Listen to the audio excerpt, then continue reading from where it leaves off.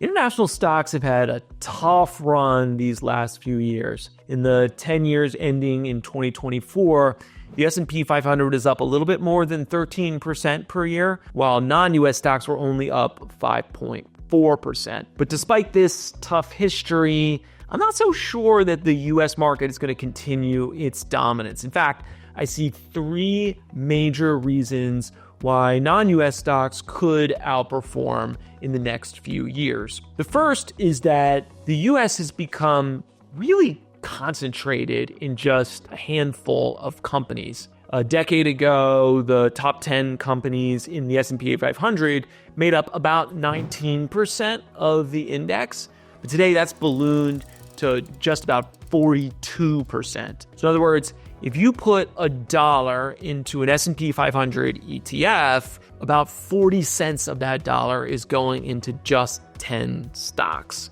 And to me, that's a big bet on just a few companies. But perhaps even worse, almost all of those top 10 companies are technology related, and in particular have really benefited from the boom in AI these last couple of years. Look, I'm pretty bullish on AI as an economic driver looking forward, but I'm not 100% sure I know who the winning stocks are going to be. I mean, not for nothing, a lot of the big winners in the early days of the internet turned out to be long-term losers. And it could easily be that AI turns out similarly. In particular, I'd point out that in the decade after the dot-com bust, non-U.S. stocks actually outperformed the S&P 500 by over 45%. So U.S. only allocation, in my opinion, is kind of a one-way bet on today's AI champions remaining the winners. I'm just not that comfortable in a one-way bet like that. Now, the second reason why I think international stocks could outperform in the coming years is related to the dollar. So if the U.S. were to hit a slowdown, which would be a time when your U.S. stocks are dropping, there's a good chance that the Federal Reserve would be cutting interest rates, and they might be cutting interest rates by a lot. And right now, U.S. rates are considerably higher than most other developed countries. So that means that the Fed has more room to cut than most other places. Typically, when interest rates are dropping more rapidly in one country versus another, the currency of that first country tends to weaken. So I think it's pretty likely that during the next recession, the dollar will weaken significantly. Now, when you buy an ETF that invests in non-U.S. companies, functionally what happens is the fund company converts your dollars into whatever other currency, euros or yen or what have you, and buys the stock on that local exchange. So that means that if that foreign currency is appreciating, that's return that comes back to you as a US dollar investor.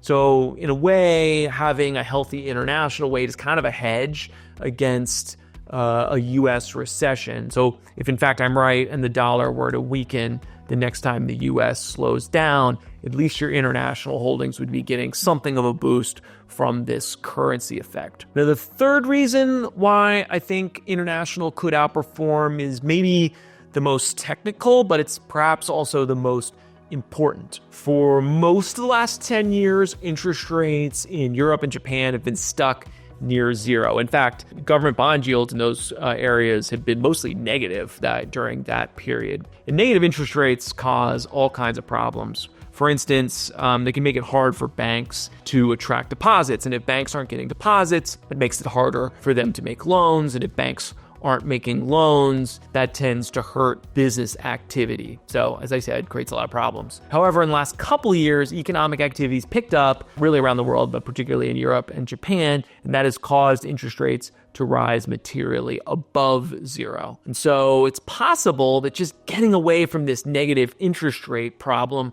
creates a kind of virtuous cycle that really benefits those economies. In other words, I think it could happen where we look back on the last decade of U.S. dominance in stocks and realize that negative interest rates were a big reason why international underperformed so much. And maybe with interest rates normalizing, the returns could even out as well. Now look, all this being said, here at Facet, we have significantly larger weight to the U.S. than to non-U.S. And so I'm not saying go out and sell all your U.S. stocks.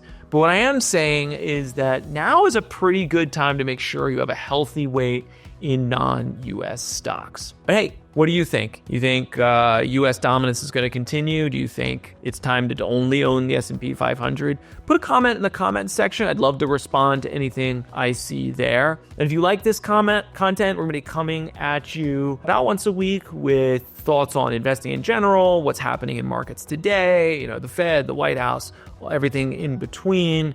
So hit that subscribe button. You'll be the first to know when we've got new content. We'd love to see you again.